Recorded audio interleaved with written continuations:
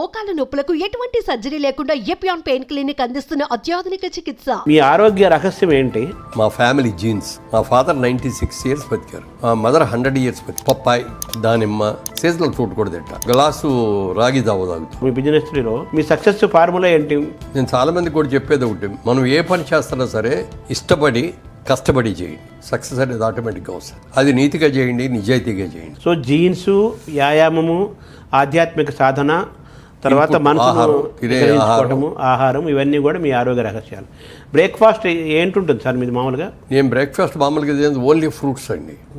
Fruits అంటే Popeye, దానిమ్మ, Apple, seasonal fruits, సీతాఫలాలు దొరికినప్పుడు సీతాఫలాలు, కమలాఫలాలు దొరికినప్పుడు కమలాఫలాలు, నారింజకాయలు దొరికినప్పుడు నారింజకాయలు, మామిడికాయలు దొరికినప్పుడు మామిడికాయలు. సీజనల్ ఫ్రూట్ కూడా తింటా. ఒక సీజనల్ ఫ్రూట్, తర్వాత నట్స్, పప్పు, డ్రై ఫ్రూట్స్. అంతేనా? మీ దోశలు ఇడ్లీలు ఉండవు? ఒక గ్లాసు రాగి జావ తాగుతాం. అంతేకాని దోశలు ఇడ్లీలు అలాంటివి ఉండవు. ఫ్రూట్స్, డ్రై ఫ్రూట్స్, నట్స్, రాగి జావ బ్రేక్ఫాస్ట్. లంచ్ ఎన్ని గంటలకు చేస్తారు? లంచ్ మామూలుగా 2 o'clock అండి. లంచ్ ఎలా ఉంటుంది మీది? లంచ్ ఓన్లీ వెజిటేరియన్, అంటే ఓన్లీ కాదు, నాన్ వెజిటేరియన్. సండే డెఫినెట్గా నాన్ వెజిటేరియన్ తింటామండి. మధ్య మధ్యలో ఒకసారి అరసారి ఏదైనా పార్టీ వెళ్ళాలని అక్కడ తింటూ ఉంటాం. బట్ రోజు ఫస్ట్ నేను కలుపుకునే మొదటి ముద్ద పప్పుకూర ఉంటుంది.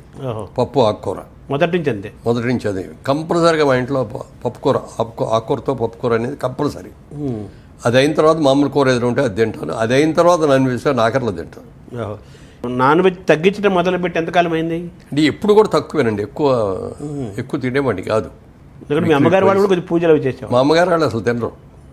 మా అమ్మగారు తినరు, మా అక్కగారు తినరు, మా చెల్లెలు తినదు, మా అమ్మాయి తినదు. నాన్నగారికి విపరీతమైన ఇష్టం, ఆయన రోజు పెట్టాలి. ఇప్పుడు మా డాక్టర్ తినదు. వాళ్ళకి 2 పిల్లలు, అబ్బాయి అమ్మాయి, వాళ్ళు తినరు. మేము శుద్ధ బ్రాహ్మణం ఒక విధంగా చెప్పాలి. కమ్మ బ్రాహ్మణ. మన తిప్పనేని రామస్వామి చౌదరి గారు చెప్పాలంటే ఆయన భాషలో కమ్మ బ్రాహ్మణులు. సో మీరు వెజిటేరియన్ ఎక్కువే తింటారు, నాన్ వెజ్ కంపారిటివ్గా వెజిటేరియన్ ఎక్కువ. కంపారిటివ్.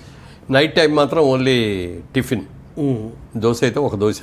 ఆఫ్టర్ భోజనం లంచ్ తర్వాత ఏదైనా రెస్ట్ తీసుకుంటారా మధ్యాహ్నం? ఏమన్నా రెస్ట్ అంటే పడుకోనండి, పడుకొని ఏదో పేపర్లు చదువుకుంటాం, రిలాక్స్ అవ్వరా? మంచి పనుకోవటం, నిద్రపోవటం ఉండదు? పగలపూట నిద్రపోరు మీరు? పగలపడుకో. ఈవినింగ్ ఎన్ని గంటలకు ఉంటుంది సార్ తిన్నారు? Evening dinner 8 o'clock night. అది కూడా రైస్ అది ఏముండదు, తింటే పుల్కా తింటాం, లేకపోతే ఏదైనా దోశ, లేకపోతే ఇడ్లీ కానీ. Very simple. అది కూడా. ఎంతకాలం నుంచి మీరు నైట్ టైం భోజనం మానేసి ఎంతకాలం అయింది? చాలా ఏళ్ళు అయిందండి. అబ్బో. నాకు పెళ్ళి తర్వాత సంసారం పెట్టేటప్పుడు ఇన్సూరెన్స్ చేయించుకున్నాం. ఇన్సూరెన్స్ చేయించుకుంటే మంచిగా రేపు పొద్దున మనం ఎట్లా ఉంటాం, తిరుగుతూ ఉంటాం.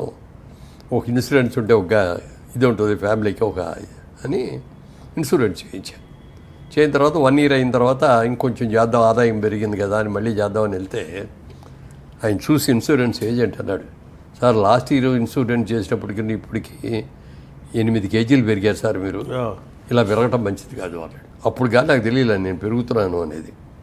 ఇక అప్పటి నుంచి కంట్రోల్ పెట్టుకున్నాను. అప్పుడు పెద్ద ఏజ్ లేదుగా, మీకు 30s 40s ఉంటారేమో? అప్పుడు లేదు, ఇంకా 30 లెస్ దాన్ 25లో పెళ్ళి అయింది. అవును. 26 ఆ టైంలో తీసుకొని అప్పటి నుంచి రాత్రిపూటకి భోజనం మానేసి, రైస్ మానేసి పుల్కా తినేవాడిని. అప్పటి నుంచే? అంటే మీకు 85 ఏళ్ళు రాకముందు నుంచే పుల్కా. అంతే. సినిమాలు 34 ఏళ్ళ వయసులో వచ్చారు మీరు, అంతే కదా? 74 అనుకుంటా వచ్చిన కాడి నుంచి కూడా ఇక అది కంటిన్యూ. అంటే మీరు ఇప్పుడు 85 ఏళ్ళు అంటే 60 ఏళ్ళ నుంచి మీరు ఆల్మోస్ట్ 60 ఏళ్ళ నుంచి రాత్రిపూట భోజనం చేయట్లా, ఏకభుక్తమే. పనుకోవడం 8 గంటలకు పనుకుంటారు సార్? 10. ఇద్దర వెంటనే పడుతుందా మీకు? అది ఆరోగ్యం కొంచెం ఇది కూడా ఆరోగ్యమే. ఇప్పుడు కొద్దిగా మధ్య మధ్యలో మెలకు రావడం కొద్దిగా కిందే ఉంటుంది. అప్పుడు చూస్తే బెడ్ మీద చిన్న ఎక్సర్సైజ్ చేసేసి పడుకుంటే మళ్ళీ నిద్రపట్టి. అదే. పుస్తకాలు ఏం చదువుతారు? రీడింగ్ హ్యాబిట్, సంగీతం వింటాం? ఆల్మోస్ట్ లేదు. పుస్తకాలు ఇదివరకు చిన్నప్పుడు బాగా చదివేవాడు, కానీ ఇప్పుడు చదువుతా అంటే నిద్ర వచ్చేస్తూ ఉంటుంది. మంచిదే కదా. సినిమాలు చూస్తుంటారా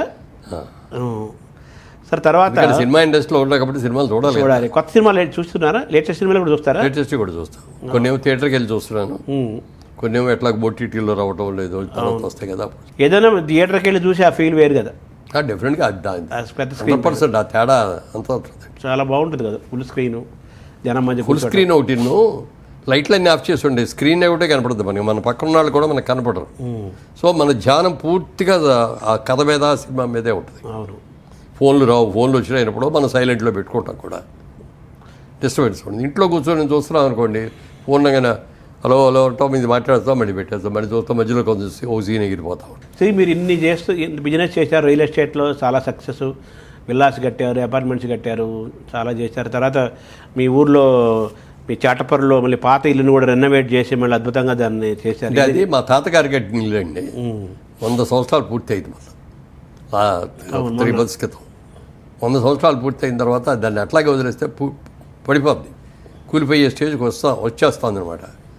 దీన్ని మళ్ళీ రివైవ్ చేయాలి. మనం ఇక్కడ పుట్టి పెరిగాం, ఇక్కడ పెట్టిన తర్వాత మనం ఇవాళ బాగున్నాం కదా, దాన్ని కూడా బాగుండేటట్టు చేయాలి కదా అని చెప్పి దాన్ని కంప్లీట్గా అదే స్ట్రక్చరు అదే ఇది మోడల్ ఏం మార్చలేదు, అప్గ్రేడ్ చేసాం అంత.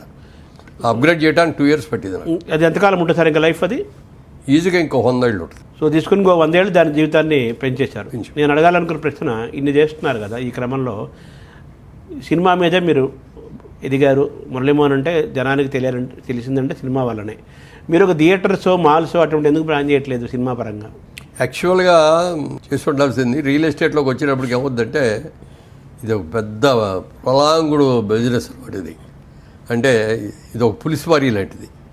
పులి మీద ఎక్కిన తర్వాత స్వారీ చేయాల్సిందే, దిగితే అది మనది ఉంటుంది. అవును. అందుకని ఇది రియల్ ఎస్టేట్లో కూడా ఇది ముందు ల్యాండ్ కొనాలి, ల్యాండ్ సెలెక్ట్ అయిన తర్వాత అందులో ఏం కట్టాలి, ల్యాండ్గా అమ్మాలా ఇదిగా అమ్మాలా చూసుకోవాలి, ప్లాన్స్ చేయించాలి, పర్మిషన్ తెచ్చుకోవాలి, కన్స్ట్రక్షన్ మొదలు పెట్టాలి. ఇవన్నీ పూర్తి అవ్వడానికి ప్రాసెస్ 5 ఏళ్ళు పడుతుంది. 5 ఏళ్ళు బట్టి ఇది అయిన తర్వాత మళ్ళీ చేద్దామంటే గ్యాప్ ఇస్తే రాదు. ఇది జరుగుతూ ఉండగానే రెండో ప్రాజెక్ట్ స్టార్ట్ అవ్వాలి, రెండోది అవుతాండి, మూడోది ప్రాజెక్ట్, అది అట్లా కంటిన్యూస్. ఇది దాని వల్ల ఏమవుతుందంటే ఇక వేరే ఎక్కడ ఇన్వెస్ట్ చేయడానికి అవకాశం లేకుండా పోయింది. కడుతున్నాము, కట్టినవన్నీ అమ్ముతున్నాము. అవును, ఎప్పటికప్పుడు మళ్ళీ కొత్త ప్రాజెక్టులు ఎప్పటికప్పుడే మరి బ్యాంక్ లోన్లు తెచ్చుకోవాలి. అవును, అది ప్రాసెస్. అంటే మిగిలిన వాళ్ళందరికీ వచ్చినందుకు నాకు అంత ప్రాఫిట్స్ రావండి. అవునా? నేను 100% వైట్ అమౌంట్తో చేస్తాను, 100% ట్యాక్స్ కడతాను. ఎక్కడ ₹1 కూడా రియల్ ఎస్టేట్లో బ్లాక్ అమౌంట్ కూడా తీసుకోమని. మరి ఎలాగ రియల్ ఎస్టేట్ బ్లాక్ తీసుకుంటారో సగం తీసుకోండి అంటే కూడా వద్దండి, మీకు ఇష్టమయ్యి 100% ఇస్తానంటేనే తీసుకోండి, లేకపోతే వద్దు. సో మీరు జయబేరే సినిమాల్లో మోగించినట్టుగా రియల్ ఎస్టేట్లో కూడా ఒక బ్రాండ్ బిల్డ్ చేశారు కదా, కాంప్లెక్స్లు కట్టారు, చాలా కట్టారు కదా, అంతా వైట్ జరిగినప్పుడు మరి మీరు ఎందుకు ఆ పాలసీ పెట్టుకున్నారు తక్కువ లాభం? అంటే మనం బ్లాక్ అమౌంట్ లాభాలు ముఖ్యం అని పెట్టుకున్నాం అనుకోండి, రేపు ఎవడో ఇన్కమ్ ట్యాక్స్ ఇంకోళ్ళు వచ్చి రైడ్ చేశారు అనుకోండి, వాళ్ళ ముందు అపరాధులుగా చేతులు కట్టుకొని ఉంచుకోవాలి కదా. అవును. ఎందుకు తప్పు చేయాలి? మనకి నాకు వచ్చేది చాలు. దాని గురించి అవితాశ వచ్చేసి రేపొద్దునే పెద్ద కోటీశ్వరుడు అయిపోవాలి, లేకపోతే 100 ఇళ్ళు కట్టాలి, మీరు ఎన్నట్టుగా మల్టీప్లెక్స్లు కట్టాలి, అయ్యేద్దామని ఆలోచన లేవు నాకు. ఓ బిజినెస్గా సెలెక్ట్ చేసుకున్నాను రియల్ ఎస్టేట్ అనేది, దాన్ని చూస్తున్నాను. దాన్ని కూడా ఒక లిమిట్గానే చేస్తున్నాను, ఓవర్లుగా చేయట్లేదు. ఇప్పుడు నాకంటే చాలా వెనక వచ్చిన వాళ్ళు ఇప్పుడు ఎక్కడికో వెళ్ళిపోయారు, ఆకాశం ఎత్తులో ఉన్నారు. నేను ఎవరితోనూ పోల్చుకోను. నాకు నా సిస్టము నా కంట్రోల్లో, నా హద్దుల్లో ఉండాలి నేను చేసే వ్యాపారం. రేపు పొద్దున్న ఎవరినో వచ్చి ఇదేంటి అని వేలెత్తి చూపించుకునే అవకాశం రాకూడదు. రేసుతో అలాగే ఎంత బాగా చేసామనేది ముఖ్యం తప్ప ఇందులో నాకు ఎంత లాభం వచ్చింది అనేది నేను చేయను. సేఫ్ గేమ్ ఆడాలి, అలాగే అట్ ది సేమ్ టైం మీరు కొన్న వాళ్ళు కూడా కంఫర్టబుల్గా ఉండాలి. సో మీ జయభేరి రియల్ ఎస్టేట్లో, మీ బిజినెస్లో మీ సక్సెస్ ఫార్ములా ఏంటి? నేను చాలామందికి కూడా చెప్పేది ఒకటి, మనం ఏ పని చేస్తున్నా సరే ఇష్టపడి కష్టపడి చేయండి, సక్సెస్ అనేది ఆటోమేటిక్గా వస్తుంది.